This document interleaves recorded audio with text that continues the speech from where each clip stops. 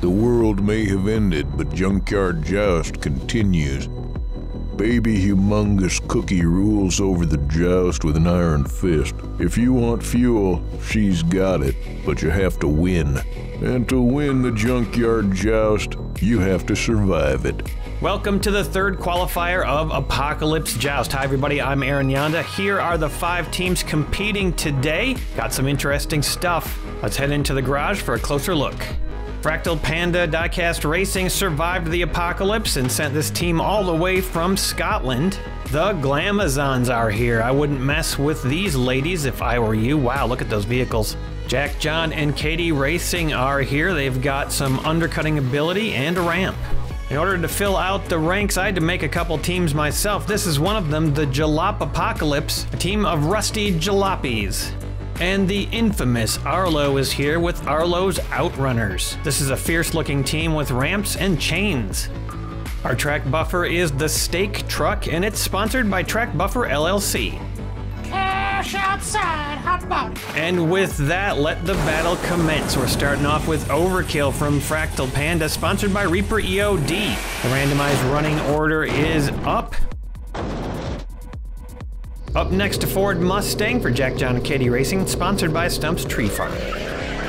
Mustang slams into Overkill and tries to set up that ramp, but goes curbside, and now I'm not sure that ramp is gonna work too good. We'll see if Pina Colada can get underneath it for Arlo's Outrunner, sponsored by Sloss Automotive Sachet and Buffet. Pina Colada does indeed, oh my, splits the car in half, in fact. Not just takes out the ramp, but breaks the car in two. The chassis flips upside down, the rest of the car right side up, but if the chassis is upside down, that car is gonna be out. Speaking of chassis, Classic Chassis is up next for Jalop Apocalypse, sponsored by Dr. Gonzo. Classic Chassis sends Overkill flying into the wall. Overkill with a nice stable landing and a flip over to a recovery. Pina Colada stays locked in on the track. First up for the Glamazons, DEADMAXX, sponsored by Chicken Rings Onion Rings. Here comes that ramp. And the ramp is basically set up, a little unstable, but I feel like it's still gonna work. Sewer Rat's gonna be the first to take the plunge on that ramp for Fractal Panda, sponsored by Sean and Patrick Hogan. Sewer Rat hits the wall and flips over upside down, the first casualty of that ramp. We knew there was going to be ramps in this Apocalypse Joust, and now we're seeing why they are so deadly. This Pontiac Firebird has a plate of steel underneath it that could work as an anti-ramp. It's sponsored by Judy Collins. Ooh, it does indeed prevent itself from going off the ramp, but unfortunately the force was too much and it flips over upside down and out, and now the ramp is even better set up. So that kind of backfired. Witness me now for Arlo's Outrunners, sponsored by Jason's Bits Boys. Ooh, it sure looked like the front of Witness Me could get underneath that ramp, but looks like that's not the case, and it takes the ramp, lands upside down by Pina Colada, does manage to jostle the ramp a little bit, so now it's up. Witness Me did manage to knock the gun off Pina Colada. Bird Dog for Jalop Apocalypse, sponsored by Chorgoth the Infinite Horror.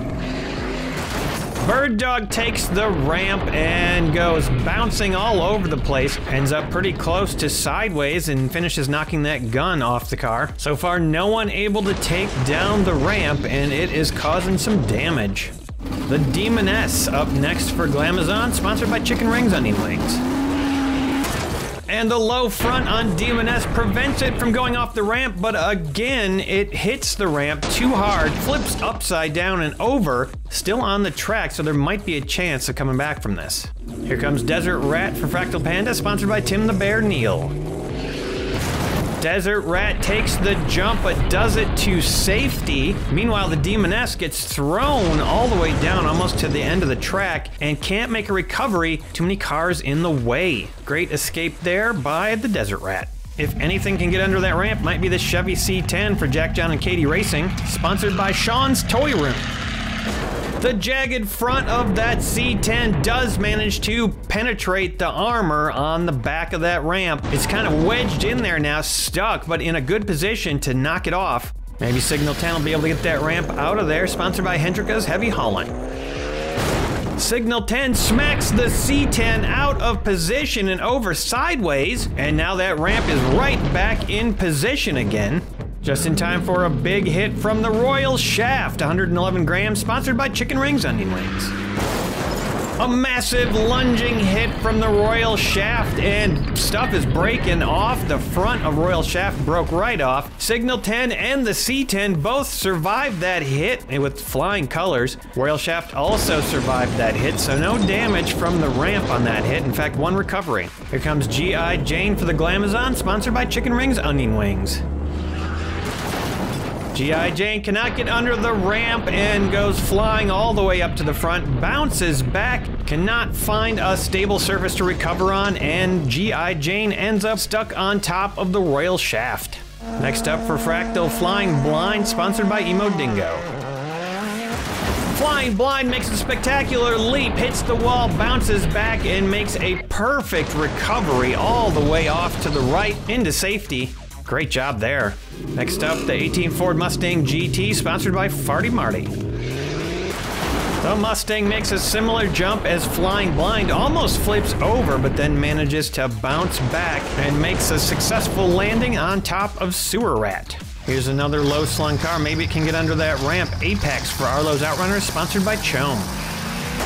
Apex succeeds where no car has yet in this match. Wow, look at all the stuff flying everywhere. I think that might be off of the track mostly, but that ramp car is taken down. Yeetwood Mac tossed aside by Apex in a dramatic takedown. And that is gonna do it for that ramped vehicle. Flutterbum up next for Jalop Apocalypse, sponsored by Mark the Music Lover. Flutterbum punches into Apex and gets it up and upside down. Still on the track though, so it certainly could recover. And Yeetwood actually goes sideways. Maybe there's a chance of recovery there, although that chain is kind of wrapped around it. The FD150 for Glamazon, sponsored by Sicken up now. Looks like those wheel protectors are rubbing on the track just a little bit and slowing down FD, but it still manages to get underneath Flutterbum and push it up, and actually Apex starts to make a recovery. Sands of Time up now, sponsored by Sid from Cybertron. Sands of Time pops Flutterbum up into the air and it topples over upside down. FD stays nice and locked in. One of the Glamazons giving Sands of Time a little attitude in the back of that truck. 70 Ford Torino up now, sponsored by Beaks Busted Barn Finds. The line's tightened up, the Ford is stuck locked in. Apex starts to slide off. Dingo up now, sponsored by the Miskatonic Automotive Club. Dingo gets under the Ford Torino, but can't get it off the track and moves back. Interesting feature on Dingo, right underneath that guy who's running the guns, there's a big old spike and some chains. Backseat Bingo's gonna hit that spike, sponsored by DYW Production Labs. Bingo bucks Dingo off the track. The Ford is starting to topple. Backseat Bingo actually avoided that spike, but could not get the takedown. And here comes the big one, Cruel Bus, 199 grams for the Glamazon, sponsored by House Steiner Customs, who also made this vehicle. The Cruel Bus lives up to its name, throwing 3 cars all the way off the track. Only stops at FD, can't quite get under that 4th one. The prow on the bus, highly effective at removing vehicles from the track. Backseat Bingo making a lucky recovery along with Sands of Time. The Ford Torino ends up over by Cookie's vehicle and on top of some of those skulls. Cookie's not gonna like that. That was the final car of round 1. 9 eliminations in this round. No team left unharmed. Everybody's gonna lose at least one. Some teams losing more than others, as you can see by the eliminations here. The Glamazons and Jack, John, and Katie Racing had the roughest round, losing 3 vehicles apiece. Every other team lost 1, but this match is just getting warmed up. It's time for round 2, starting off with Jalop Apocalypse Classy Chassis. I didn't do a whole lot of modifications with this team. I just tried to make them serviceable so that they could compete. I'm actually kind of surprised I still have 4 cars remaining. Overkill smacks the chassis in the backside, and oh, something broke off there. Well, that was either a chunk of Classy Chassis or there was some debris left on the track from the previous round. Can't really tell which. Pina Colada carves its way underneath Overkill. Overkill makes a great landing and recovers. Classy Chassis is in trouble. The FD150 moseys on down the track, gets underneath Pina Colada, gets it almost all the way off the track, and Classy Chassis settles back down into the track. The Mustang hits FD, almost goes over, but then brings it back, almost gets off the track. I think it was that spike on the front of the car that actually saved it. Ooh, and speaking of that spike, well, it's not on there anymore. Backseat Bingo pulverizes the GT, and yet somehow it manages to spin around and stay upright despite losing at least one, maybe two spikes. And the Glamazons seem a little annoyed by all those whizzing spikes. Desert Rat takes a shot at backseat Bingo, but Bingo's not moving, and Desert Rat goes curbside. Signal 10 pushes Desert Rat sideways. That's a pretty vulnerable position. We'll see if Desert Rat can survive it. Oh, actually, a lot of cars gonna have to survive this next hit. It's Cruel Bus. The Cruel Bus picks up 3 cars on its way down the track. No eliminations, though, on any of those hits. Great recoveries by every car involved. Backseat Bingo potentially in trouble, but that looks like it's still right side up. Signal 10 and Desert Rat, great job recovering. The Chevy C10 collides with the Cruel Bus. Cruel Bus actually curbside right now, and that could be bad. And the Chevy is locked in, trying to get underneath. Bird Dog assassinates the C10, knocks it up and over. It gets caught on the top of Cruel Bus, maybe some of that barbed wire, and then it flips over upside down. There's a chance of recovery, I'd say, right there. Flying Blind punches all the cars back into line. Cruel Bus starts to settle down a little bit. C10 almost makes a recovery. Man, it was close. Couldn't quite do it. Dingo gets a nice takedown on Flying Blind, knocks Flying Blind up. It spins, pivots, and cannot make the landing. And that's going to be an elimination for Fractal. Ooh, a big hit from the Royal Shaft, and look at the spike on the back of Dingo. Looks like it gets bent up by that hit, and somehow the Royal Shaft actually flips back over upright in the middle of the track. Not a great spot. Sands of Time strikes, but cannot get the Royal Shaft over, and the shaft slides off the track. Apex, a nasty hit on the Sands of Time, and the Sands of Time actually lands on top of the Glamazon bus. Looks like their protective barriers do the job, and Sands of Time makes an unbelievable recovery after all that flipping. That was the final car of round 2. After all that destruction and mayhem, only 2 eliminations. We've got some survivors here, folks. There's your 2 eliminations. They look a little bit worse for wear. Taking a look at the aftermath. Jack, John, and Katie Racing down to just 1 car now. Fractal Panda goes down 1. Glamazon steady at 2. Jalop Apocalypse and the Outrunners looking good at 4. The Outrunners will start us off in round 3 with Signal 10. The running order is up. Running order based on random die rolls and the number of cars you have left on your team. Classy Chassis rocks Signal 10, but Signal 10 is immovable and stays locked in. Overkill starts the line, 3 cars locked. Even the 114-gram FD cannot break that line. A lot of detritus flying all over the place on each of these hits. The Mustang for Jack, John, and Katie Racing smacks the line. Gotta stay alive, keep this team in the match. Ooh, Pina Colada may just have had the final word on that, though, knocking that car upside down, taking off another spike as the weight of the car upside down busts it off. And despite the attitude, FD definitely in trouble in this position. A monster hit from the Royal Shaft, and FD does a little spin and makes a recovery. The Glamazon's in the back, holding on for dear life, but not falling out. Overkill, not so lucky, takes the tumble and doesn't quite have the impetus to make the recovery. Deseret smacks the shaft, trying to get a little revenge, but doesn't do a whole lot. Classy Chassis just gets slid off the track a little bit. The Cruel Bus tosses Desert Rat off the track. Desert Rat going all the way up to the front, makes a great recovery, and now the Cruel Bus has gone off the edge of the track and is definitely in a dangerous place right here. The bus started to get underneath the Royal Shaft, but then sliced off to the left. Dingo takes a shot at the bus, but the bus is nearly immovable. It is tipping, however. Looks like its tire is wedged in there. The only thing holding that bus on the track right now.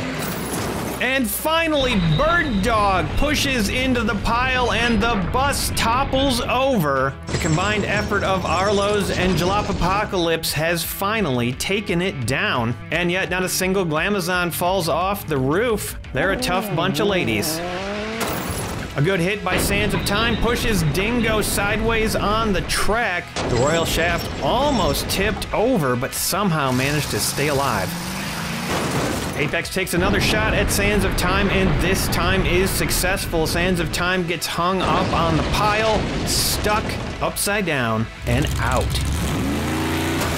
Backseat Bingo plunges into the pile, cannot get anywhere. Just a web of steel parts all meshed together right now. And that is going to do it for round 3. 6 eliminations in this round, and we are going to lose our first team from this qualifier. Once there are only 2 teams left, this match will be over. Taking a look at the aftermath, Jack, John, and Katie Racing have been eliminated from the match. Glamazons and Fractal Panda down to 1. Arlo's and Jalapocalypse each at 3. Arlo's Outrunners rolled first position, up with Signal 10. That car's got some good survivability. Tosses the track buffer aside and prepares for a hit. From Backseat Bingo, who pops Signal 10 up in the air, and Signal 10 makes a great recovery. Looks like it could remain sideways, but then it just tumbles back over. Good balance on that car. FD takes a shot at Bingo, pushes it up in the safety area, and that's a pretty good place to be, but not completely out of the woods.